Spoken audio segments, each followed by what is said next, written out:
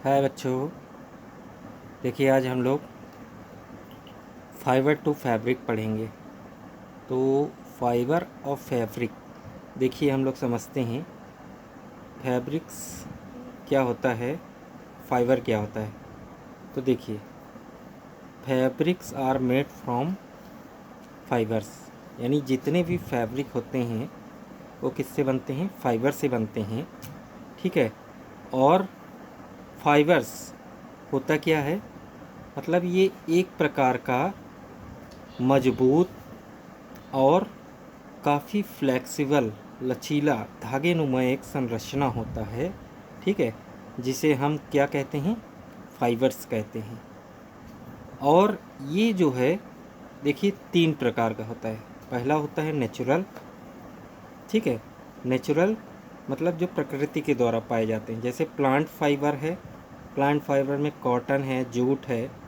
और फिर क्या है दूसरा, एनिमल फाइबर। एनिमल फाइबर जो है भेड़ों से मिलता है, जैसे वुल है ना, ऊन हो गया आपका, सिल्क, ये जो है एनिमल्स फाइबर्स हो जाते हैं।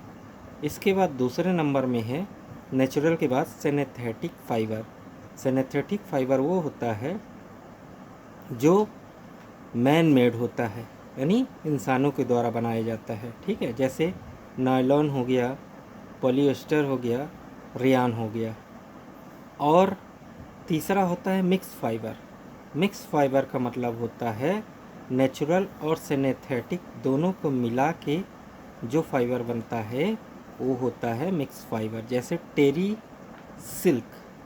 ठीक है, तो टेरी हो गया सिंथेटिक और सिल्क हो गया नेचुरल, इन दोनों से मिलकर बन गया मिक्स फाइबर। इसी प्रकार टेरी वूल, तो टेरी वूल हो गया, है ना। तो इस प्रकार ये मिक्स फाइबर बन जाता है। इसके बाद देखिए फर्स्ट नंबर में हमको देखने को क्या मिल रहा है, नेचुरल फाइबर। नेचुरल फाइबर मतलब होता है जो हमें प्लांट या एनिमल से प्राप्त हो, उसे हम नेचुरल फाइबर्स कहते हैं। जैसे कॉटन हो गया, जूट हो गया, कॉयर, हैम, फ्लेक्स, ये 5 नाम जो दिए गए हैं वो क्या है, प्लांट से मिलते हैं। और जो ऊन है, वुल, सिल्क, ये दोनों फाइबर किससे मिलते हैं, हमें एनिमल से मिलते हैं। Wool is a obtain from fleece of sheep, यानी जो ऊन है भेड़ या बकरियों से प्राप्त होता है। ठीक है, भेड़ बकरियों के अलावा आपको और किससे प्राप्त होगा, देखिए रैबिट हो गया और यॉक हो गया, और याक के अलावा कैमल, इनसे क्या है, ऊन प्राप्त होता है। इसके बाद जो सिल्क फाइबर, सिल्क कहाँ से प्राप्त होता है, सिल्क जो है हमें सिल्क वॉर्म से प्राप्त होता है। ठीक है, तो ये चीज़ें आपका आपका नेचुरल से संबंधित हो गया। उसके बाद देखिए यहाँ पर इसी को हम नेचुरल फैब्रिक भी कहते हैं। ठीक है, जो नेचर से प्राप्त हो रहा है। फिर एडवांटेज क्या होता है, एडवांटेज तो ये देखिए सबसे पहली बात ये है कि पसीना अच्छा सोखता है ये।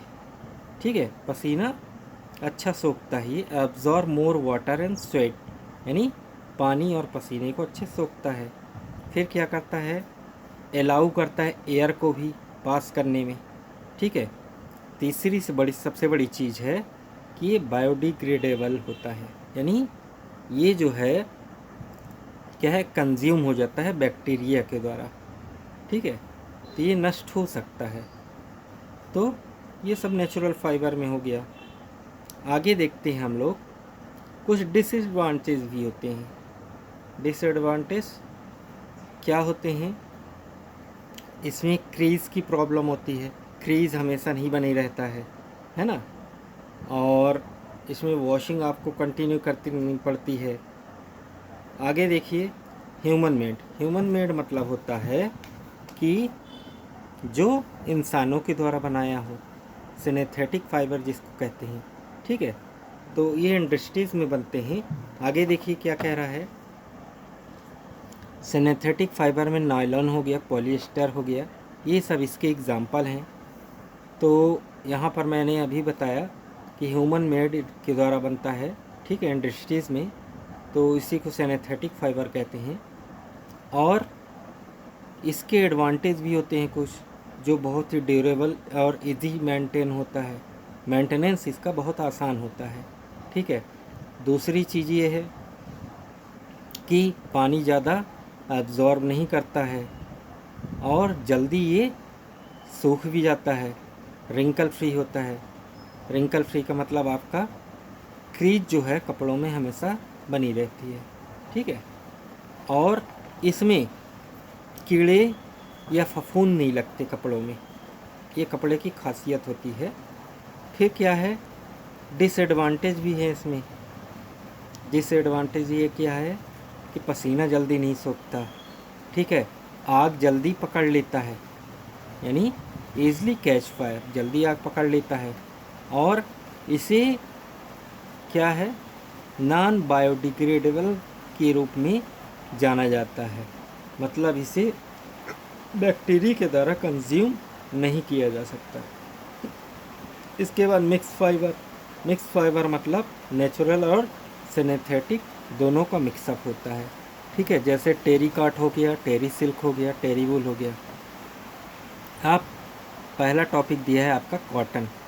कॉटन के सबसे बड़ी बात ये जान लीजिए आप कि कॉटन जो है हमेशा ब्लैक सॉयल में उगती है। ये कंपटीशन एग्ज़ाम में बहुत पूछा जाता है। ठीक है।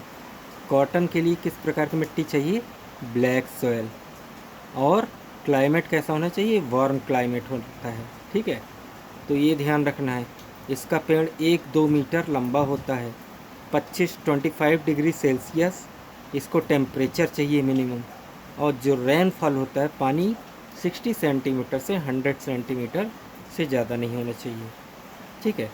इसके बाद देखिए, मार्च से लेकर नवंबर तक ये बेस्ट सीज़न माना जाता है कॉटन की खेती के लिए।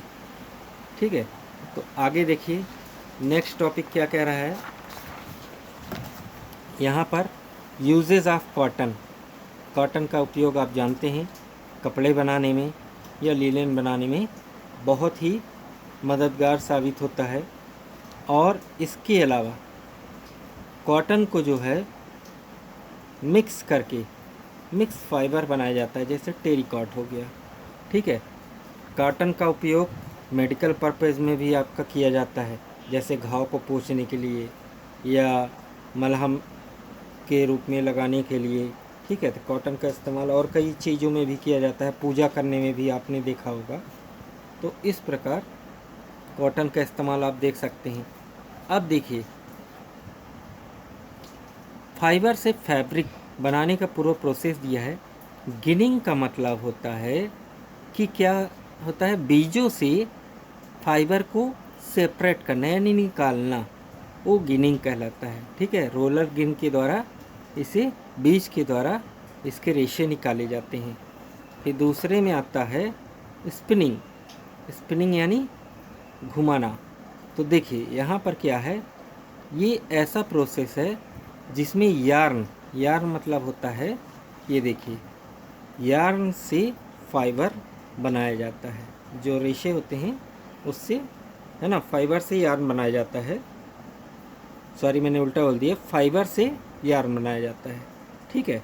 तो पहले आपने देखा होगा चरखा पहले चलता रहा, अब तो आजकल बहुत सी मशीनें आ गई हैं। और इसमें एक चीज़ और बता रहा हूँ मैं कि देखिए अगला प्रोसेस जो होता है इसमें वेविंग का होता है। वेविंग का मतलब होता है बुनना। ठीक है। तो इसमें क्या होता है, यार्न जब हमको मिल जाता है तो यार्न से क्लॉथ इसमें बनाया जाता है। तो यहाँ पर देखिए ये 2 प्रोसेस से होता है। पहला आता है पावर लूम और दूसरा होता है हैंडलूम। हैंडलूम मतलब होता है हाथों से बुनाई, और पावर लूम का मतलब होता है मशीन के द्वारा इसकी बुनाई की जाती है। बुनाई मतलब आप जानते होंगे जो स्वेटर बुनते नहीं है, उसी तरह इसमें वेविंग होता है, बुनाई। तो अगला 4 टॉपिक है निटिंग।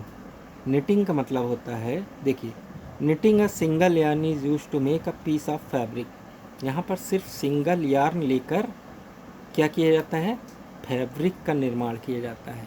फैब्रिक, ये देखिए निटिंग हो रहा है ना, ये देखिए यहाँ पे चित्र में निटिंग हो रहा है।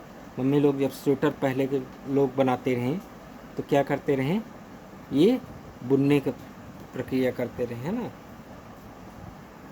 इसके बाद देखिए जूट, सबसे इम्पोर्टेंट टॉपिक यहाँ पे आपको इस चैप्टर में मिलेगा, जूट। जूट को हम सबसे पहली चीज़ जानिए, यदि आप कंपटीशन एग्ज़ाम दोगे तो सबसे मेन चीज़ ये ध्यान रखिएगा, जूट को गोल्डन फाइबर के नाम से भी जाना जाता है, ठीक है।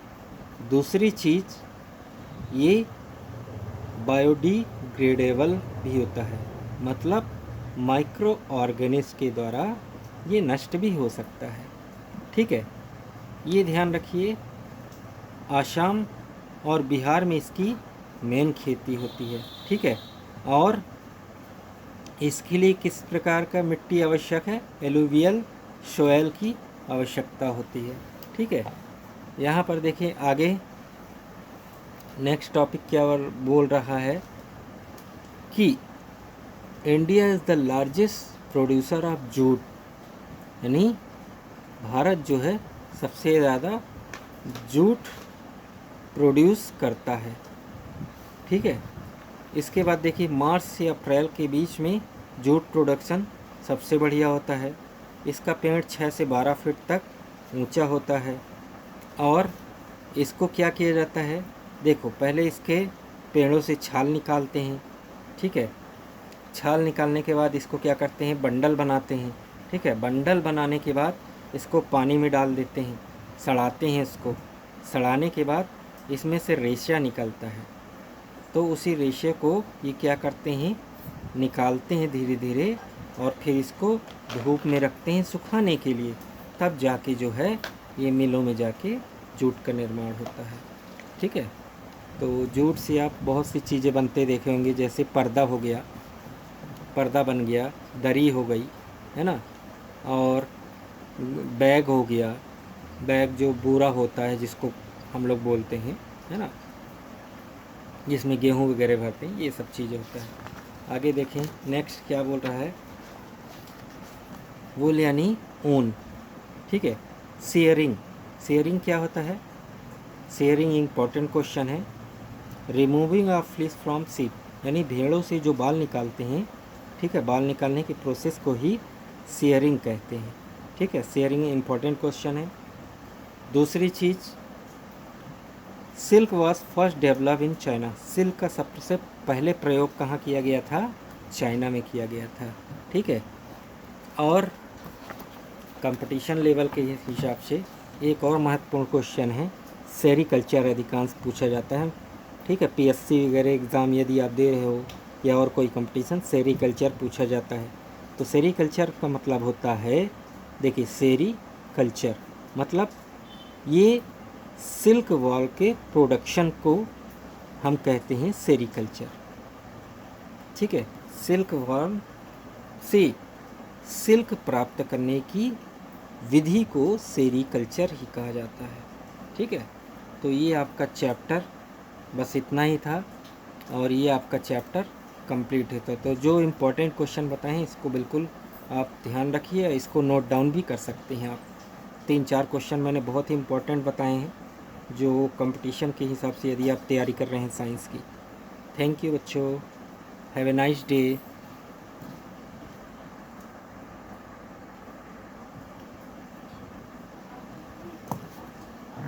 पापा जी